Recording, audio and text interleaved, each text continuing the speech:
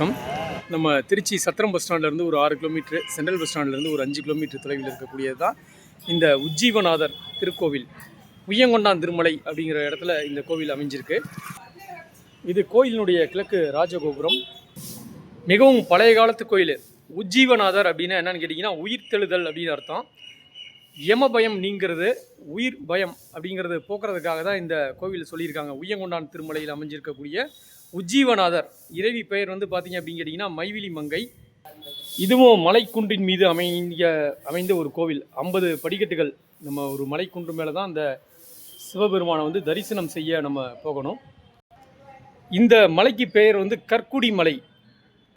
மலை ஏறக்கூடிய படிக்கட்டு பாதையிலிருந்து கிழக்கு ராஜகோபுரம் ஒரு 50 படிக்கட்டு நம்ம ஏறினோம்னா மேலே உஜ்ஜீவநாதரை போய் தரிசனம் பண்ணலாம். 50 படிக்கட்டு மேலே ஏறி வந்துட்டோம். இதான் பிரதான நுழைவு வாயில். சிவசிவ கற்குடியில் விளிமியானை கற்பகத்தை கண்ணார கண்டேன் நானே என்ற வாசகம். கோவிலில் நுழையும் போதே பக்தர்களை வரவேற்கக்கூடிய கொடிமரம், மலை குன்றின் மீது இருக்கக்கூடிய ராஜகோபுரம். இதுதான் அந்த கோவில், உஜ்ஜீவநாதர் கோவில். பார்த்தீங்க அப்படின்னு கேட்டிங்கன்னா திருச்சி நகரத்திலேயே இருக்கக்கூடிய ஒரு சிவன் கோயில்.